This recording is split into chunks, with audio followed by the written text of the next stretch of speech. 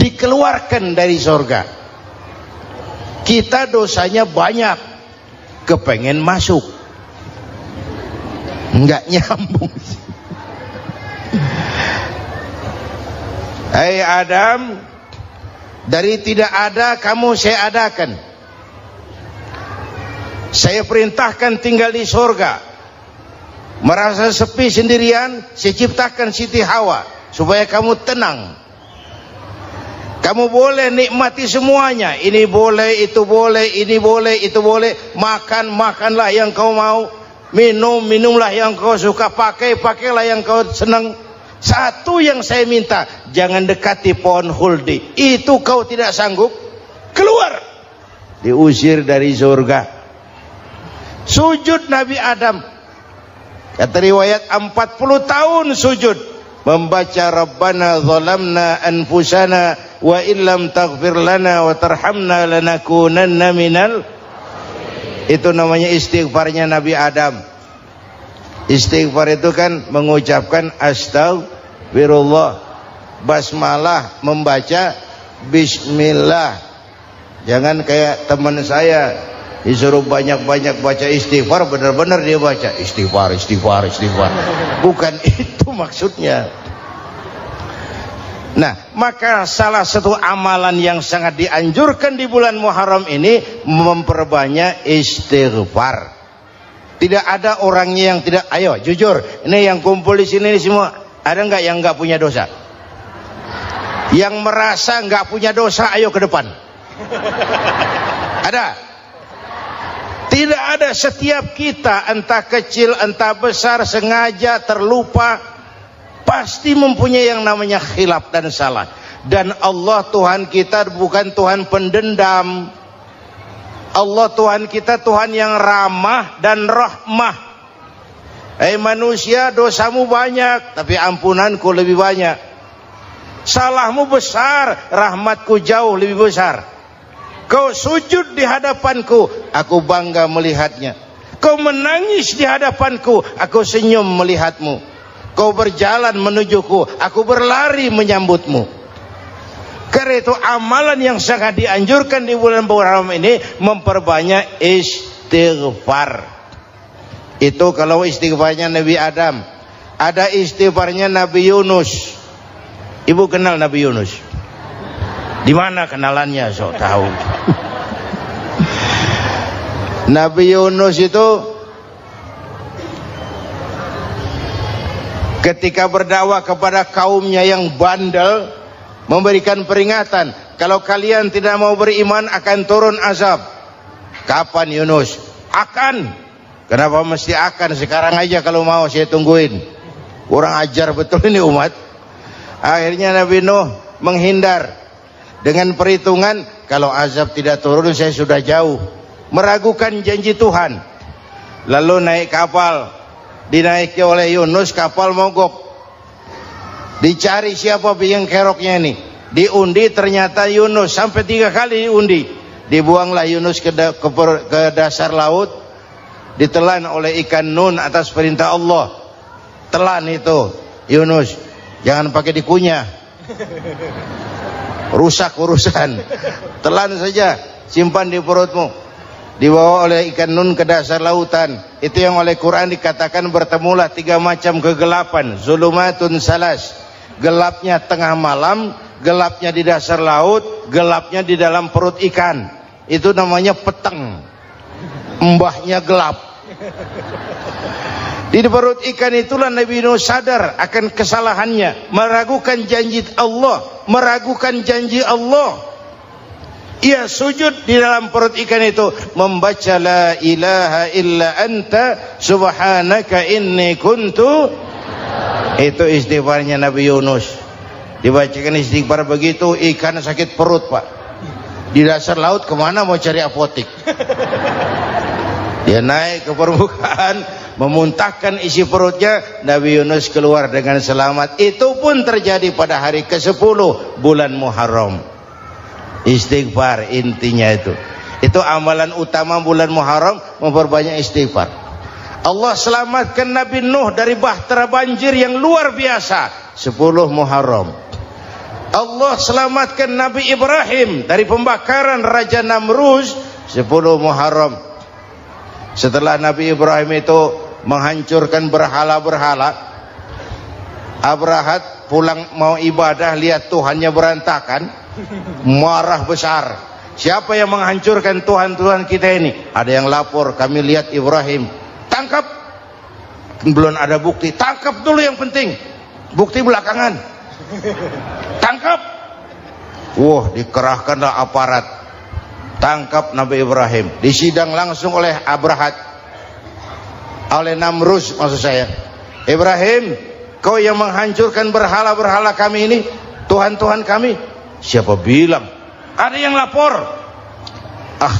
Saya dengar enggak semua berhala itu hancur. Ada yang paling besar, angkat tangan, saya lihat ada kampak di tangannya. Barangkali yang besar itu iseng tuh, yang kecil-kecil dikampakin. Tanya aja sama dia, kamu gila? Kenapa? Masa kami disuruh nanya berhala? Nggak bisa jawab. Nggak bisa jawab. Lah kenapa disembah? Lebih gila mana sih? Tahu nggak bisa jawab kenapa disembah? Kurang ajar kamu Ibrahim. Bakar, dibakar. Ketika Ibrahim dilempar ke kobaran api yang menggunung, Allah perintah api, ya naru kuni bardan wa salaman ala Ibrahim. Hai api, dinginlah sampean. Api Madura waktu itu, Pak.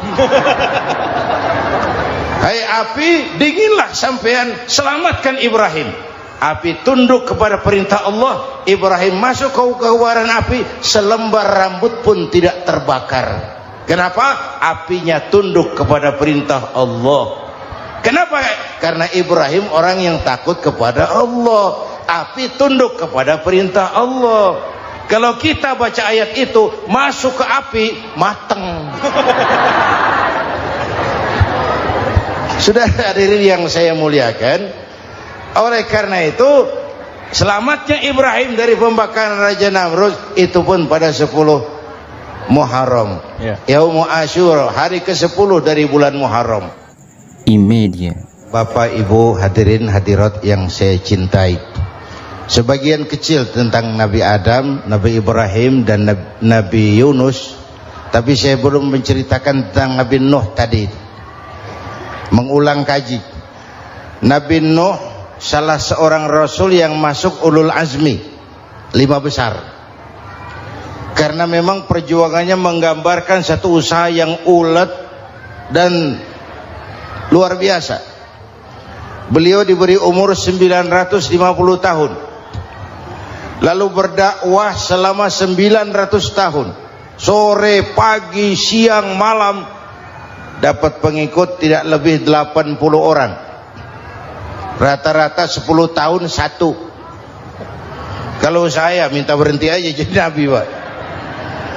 Ustadz mana masih mau buka pesantren? 10 tahun buka pesantren, yang nyantri cuma 1. Pedagang mana yang masih mau dagang? 10 tahun dagang, yang beli 1. Pimpinan partai mana yang masih mau kampanye? 10 tahun buka partai, yang nyoblos 1. Bangkrut. Umatnya bandel, kurang ajar, durjana, bajingan, tengik. Umatnya Nabi Nuh ini kalau diceramahi, telinganya ditutup dengan tangannya. Nabi Nuh akhirnya rekes, Tuhan, siang malam saya berdakwah kepada umat ini. Tiap kali saya sampaikan dakwahmu, mereka tutup telinganya dengan tangannya. Alergi dengar ceramah. Apa itu ceramah? Non profit. Saudara-saudara, jadi mau kamu gimana, Nuh? Sudah Tuhan, habiskan saja orang kafir. Nanti kalau punya anak, anaknya pun kafir lagi. Lebih baik bapak moyangnya sikat habis. Biasanya kalau bapak kalong, anak kampret. Bapak nyolong, anak nyopet. Fotokopi gimana aslinya? Hampir habiskan saja. Itu mau kamu, Nuh? Iya. Oke. nanti aku turunkan banjir Nuh, buat kapal. Dengan apa saya harus buat kapal Nuh? Ya dengan kayu, kata Tuhan. Kayunya dari mana Tuhan? Ya dari pohon Nuh. Pohonnya belum ada Tuhan. Ya tanam dulu Nuh. Bikin kapal, kayunya nanam pohon. Apa artinya? Perjuangan perlu kesabaran. Sukses itu ada prosesnya. Nggak bisa simsalabim abracadabra lalu kita mau sukses. Semua ada prosesnya. Walaupun kenyataannya begitu. Sukses banyak bapaknya, gagal itu yatim. Kalau kita sukses banyak yang ngakuin. Yang baru ketemu pakai manggil encing. Ketemu baru. Tapi sukses banyak bapaknya. Gagal yatim, nggak ada yang mau ngakuin kalau kita gagal itu. Udah bikin kapal dengan kayu di tengah kampung, bikin kapal ini. Bayangkan di tengah kampung bikin kapal. Orang kafir makin menjadi-jadi. Lihat Nuh, kenapa? Makin sarap. Bikin kapal di tengah kampung, mau belayar kemana? Tuh lihat, kalau orang nggak tahu tujuan, mountain setengah jalan. Proses yang dinilai bukan finalnya. Ya kayak gitu kesimpulannya. Saya enaknya sendiri. Bikin kapal.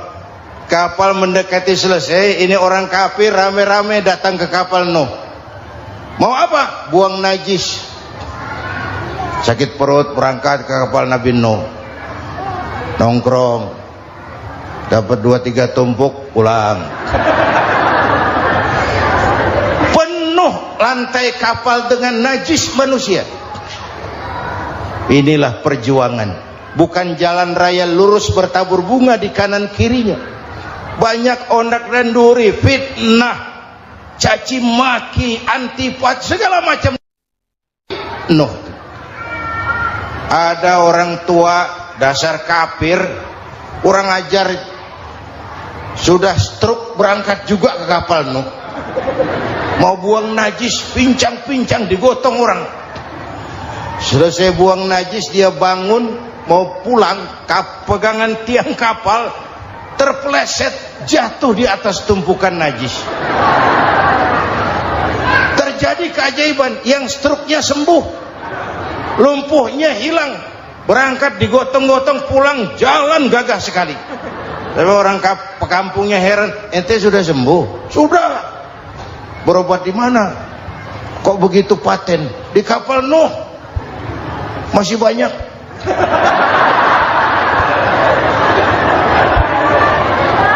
Yang berasa perlu obat bawa rantang. Ambil. Bersih lagi geladak kapal itu. Sudah selesai Nuh? Selesai. Oke, kau orang yang beriman bersamamu, binatang serba sepasang, naik Nabi Nuh, naik orang beriman, naik binatang serba sepasang. Ini cikal bakal penyelamatan manusia, Pak. Naiklah orang beriman, sudah naik semua, Nabi Nuh kontrol.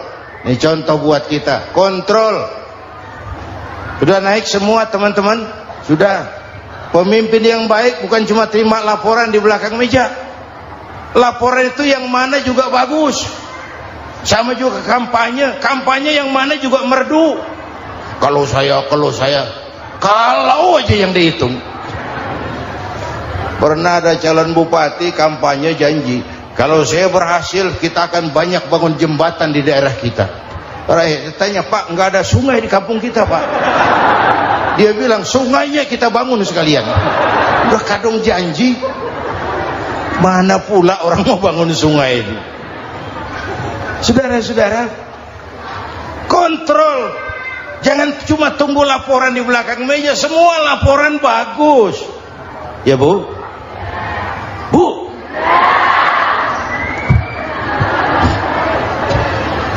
Nabi Nuh kontrol. Sudah naik semua? Sudah Nuh. Pulan bin Pulan naik Nuh. Paimin bin Tukijo naik. Kami lihat naik. Ada orang Jawa juga, Kiai? Ada. Sudah kontrol, Kanan anak saya ikut nggak naik kapal? Kami tidak lihat itu no. Kanan, ini potret.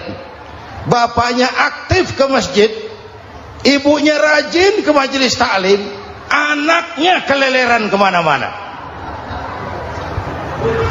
Bukan di sini, di Prancis. Udah di sini insya Allah sama.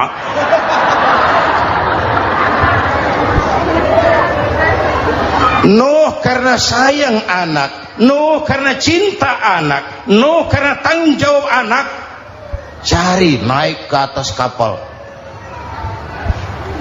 Lihat Kanan anak saya, nggak lihat Nuh. Turun ke ruang bawah, periksa lagi. Mang, ayah Kanan di dia. Jamaah Tasik ini rupanya di dalam. Tuh ayah mang. Ayah kemana ya budak ini? Turun ke bawah, tanya lagi. Ono Kanan to? Ora nano raketo. Rombongan Jawa Tengah. Naik ke atas buritan. Dari buritan kelihatan ternyata Kanan tidak ikut naik kapal, kumpul di darat bersama orang kafir. Ini potret kita sekarang. Kumpul sama orang kafir, hanyut anak-anak kita, ditelan budayanya orang kafir, ditelan tradisinya orang kafir, ditelan pergaulannya orang kafir. Nuh karena sayang anak dari atas manggil. Dalam Quran dijelaskan itu. Karena Nabi Nuh di atas, Kanan di bawah, teriak, ya bunayyar kam ma'ana. Begitu dalam Quran ayatnya. Cuma bang ini pakai gaya memanggil supaya kelihatan kegambar, kira-kira Nuh manggilnya begitu. Ini namanya gaya dakwah pak. Kalau ceritanya datar nggak menarik. Maka Nuh memanggil Kanan, ya bunayyar kam ma'ana. Kata yang dengar, ini gaya orang manggil, ya bunayyar kam ma'ana. Kanan kesini nak, naik kapal sama papi. Kata Kanan di bawah itu, enggak mau papi, John di sini saja. Kata Nuh, jangan nak, Allah sedang murka, akan turun banjir. Kalau datang banjir papi, sa'awi ila jabalin ya'simuni minal ma', saya akan naik ke gunung tinggi yang bisa menyelamatkan saya dari banjir. Kanan naik ke gunung, gunung dihantam banjir, Kanan mati sampai sekarang. Yang kelima, Nabi Musa, kisah Muharramnya ini lahir dalam kondisi yang sulit karena Fir'aun mimpi akan lahir seorang anak dari keturunan Bani Israel yang akan menghancurkan kerajaannya. Kata Fir'aun, sudah lahir belum anaknya? Belum. Kalau gitu mulai malam ini laki-laki dilarang bergaul sama istrinya. Semua perempuan hamil di bawah pengawasan negara. Mulai hari ini kalau lahir anak laki-laki terutama Bani Israel, penggal. Satpol PP disiapkan. Udah ada kayaknya. Ada. Patroli. Bayangkan, Fir'aun itu bikin undang-undang seenaknya sendiri. Apalagi merasa kekuasaannya dalam ancaman. Penguasa manapun kalau merasa dalam ancaman, panik. Padahal kekuasaan itu kayak harimau, makin lama ditaiki makin sulit turun. Kenapa? Karena macannya makin lapar. Naik terus capek, turun dimakan harimau, serba sulit. Saudara-saudara, kalau kita mau belajar dari Pak Harto, saya melihat kekurangan Pak Harto cuma satu, terlambat berhenti.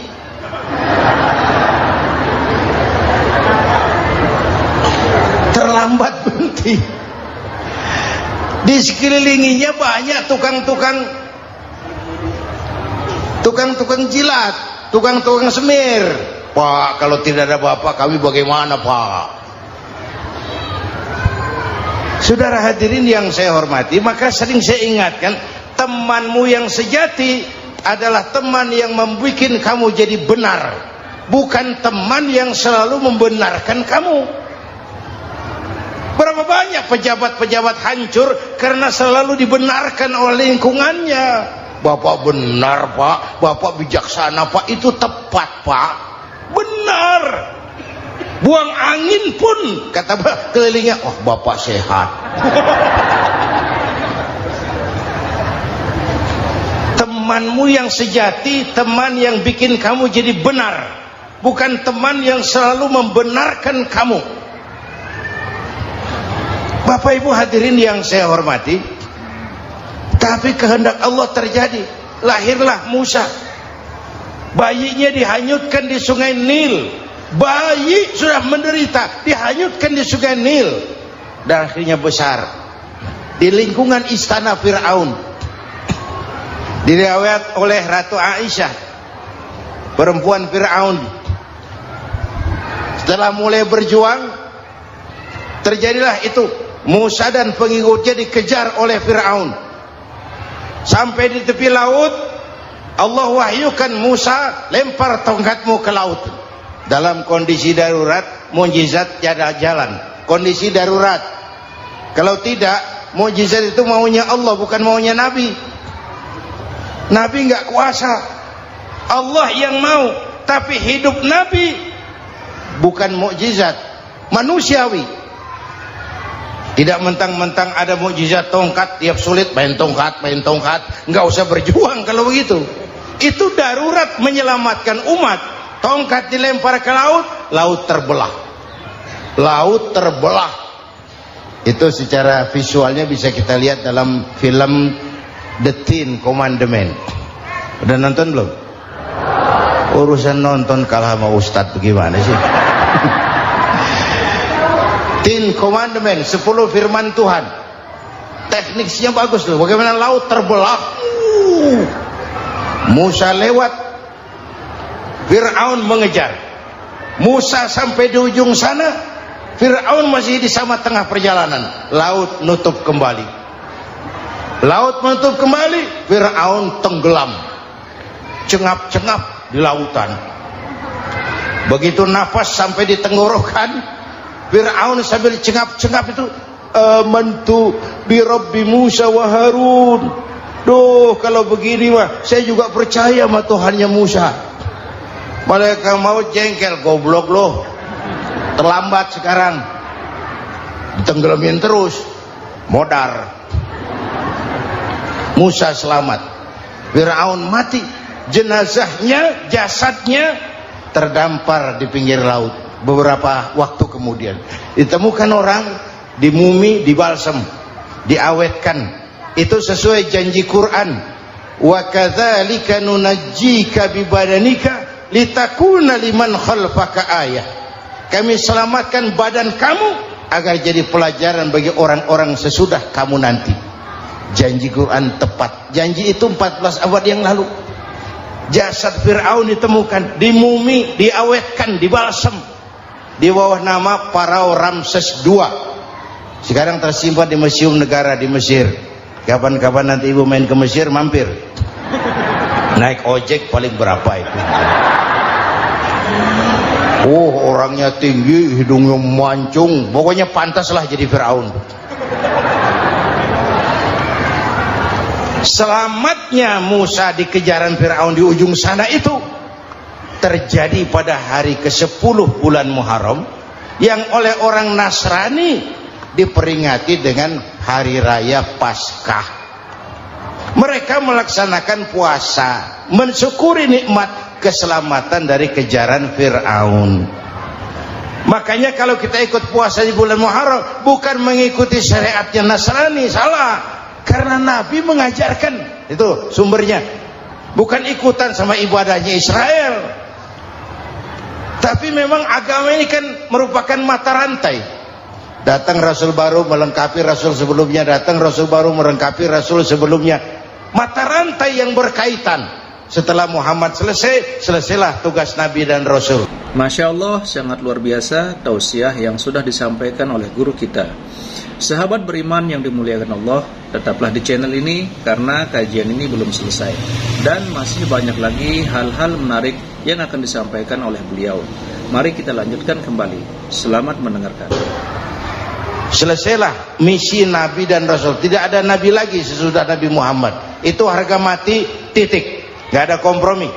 Siapapun sekarang ini nggak datang ngaku jadi Nabi, wajib tidak percaya. Wajib tidak percaya. Tapi kaitannya memang kita bilang Nasrani, orang bahasa Arab, bahasa Ibraninya Nazaret, Nasiroh, Nazaret. Itu beda dialek. Kita Daud, dia David.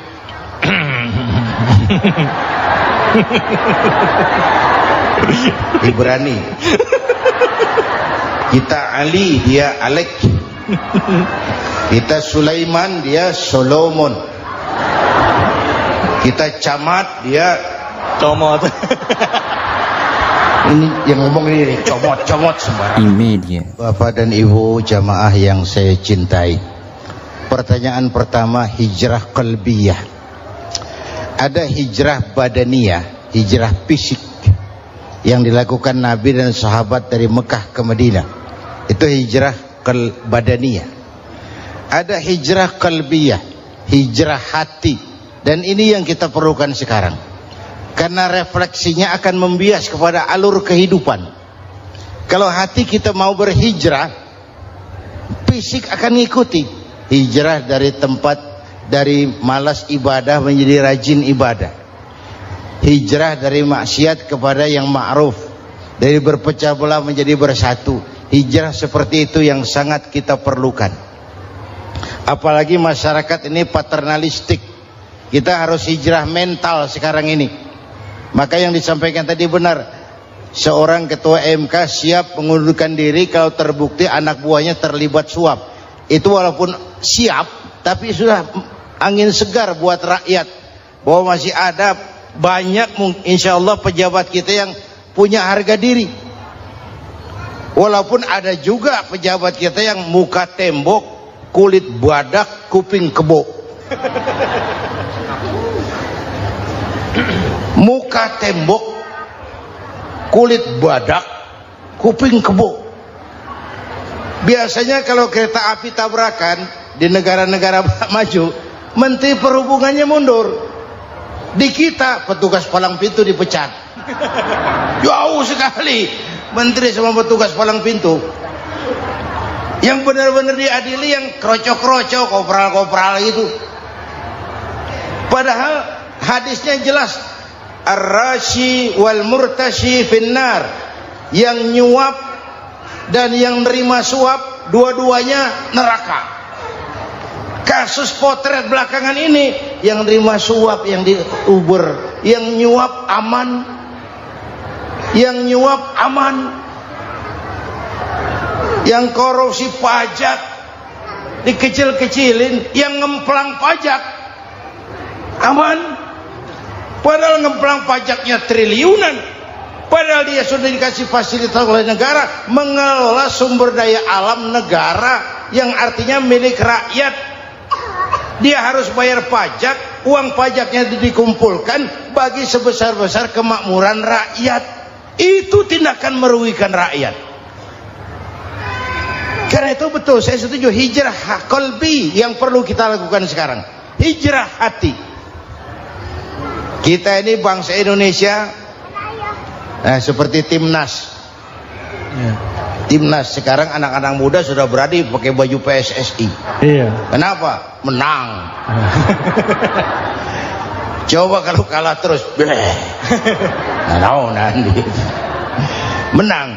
Tapi bangsa Indonesia itu memang seperti timnas, namanya kesebelasan, 11 orang.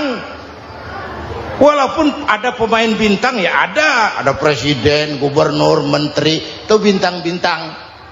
Tapi bintang baru ada artinya kalau dibantu 10 pemain yang lain. Cristiano Ronaldo. Siapa itu? Penyerang tengah Real Madrid. Bintang. Lionel Messi. Siapa lagi itu? Barcelona. Bercelana.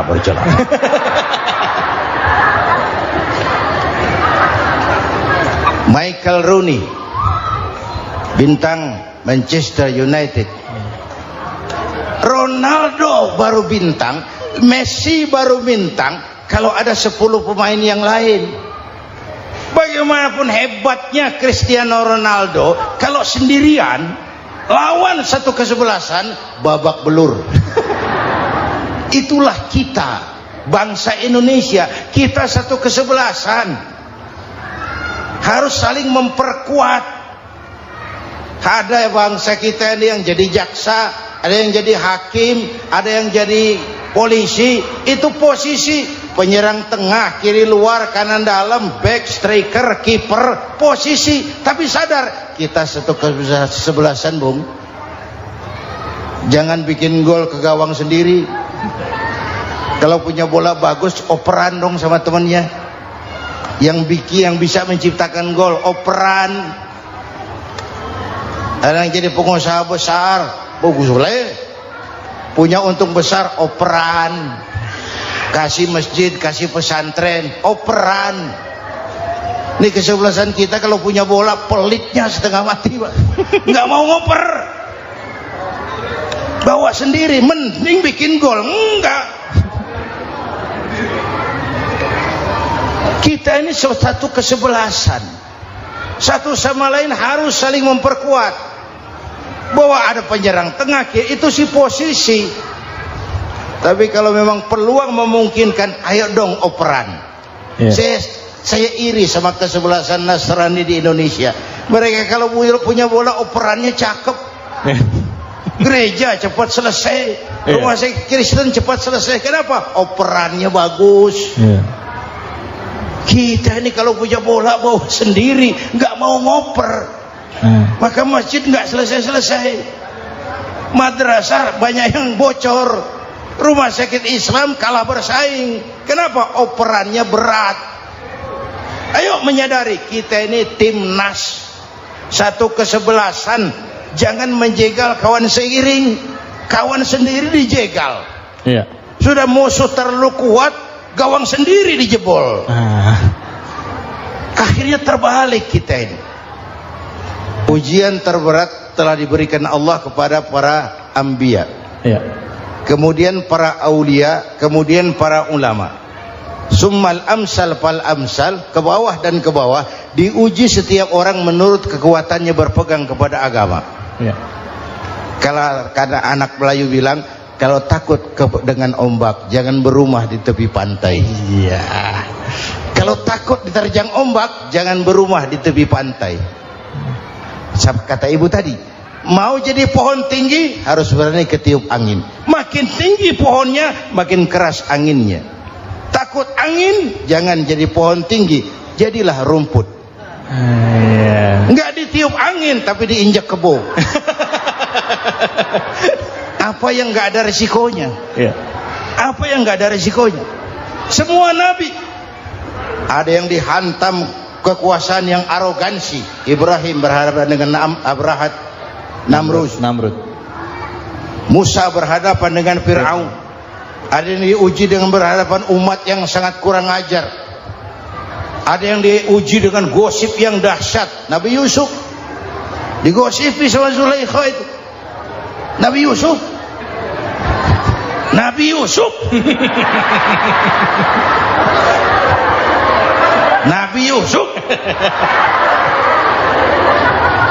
Yang namanya gosip itu kan menyebarkan keburukan orang. Kalau benar saja hukumnya ghibah. Kalau salah hukumnya fitnah. Fitnah lebih bahaya dari pembunuhan. Benarnya ghibah, salahnya fitnah. Saudara hadirin yang saya hormati, jadi resiko itu biasa. Tidak ada yang tanpa resiko. Kalau takut ombak, jangan berumah di tepi pantai. Tinggal bagaimana kita menyikapinya. Kalau kita dewasa, ini bagian ibadah saya kurang, mungkin karena dia omongin orang, tambah pahala saya. Mungkin karena dia omongin orang, tambah pahala saya. Maka saya ngadepi gosip sepatah pun saya nggak ngomong. Saya cicing, wae cicing. Saya percaya masyarakat itu punya filter. Amin. Saya percaya Tuhan itu nggak tidur. Kemudian melahirkan kita ke alam dunia ini, secara biologis bahan kita sama. Alhamdulillahirrabbilalamin. Demikianlah tausiah penuh ilmu, hikmah, dan manfaat yang sudah kita dengarkan bersama dari guru kita. Sahabat beriman yang dimuliakan Allah, terima kasih banyak sudah menyimak tausiah ini sampai selesai. Doa dan harapan saya, semoga Allah Subhanahu wa Ta'ala senantiasa selalu melimpahkan segala rahmat dan karunia-Nya kepada sahabat semua. Selalu diberikan kesehatan, dimudahkan segala urusannya, dan dilancarkan rezekinya. Amin ya rabbal alamin. Demikian yang dapat saya bagikan, kurang lebihnya mohon maaf. Sampai bertemu lagi di kajian-kajian berikutnya. Wabillahi taufik wal hidayah, waridha wal inayah. Wassalamualaikum warahmatullahi wabarakatuh. Setelah kita mendengarkan bersama tausiah yang sangat luar biasa yang sudah disampaikan oleh guru kita, sekarang mari kita lanjutkan aktivitas kita masing-masing. Semoga apa yang sudah beliau sampaikan kepada kita semua menjadi ilmu yang bermanfaat dalam kehidupan kita sehari-hari. Amin ya rabbal alamin. Selamat beraktivitas buat sahabat semua dan sukses selalu. Sampai bertemu lagi di tausiah berikutnya. Wassalamualaikum warahmatullahi wabarakatuh. Bismillahirrahmanirrahim.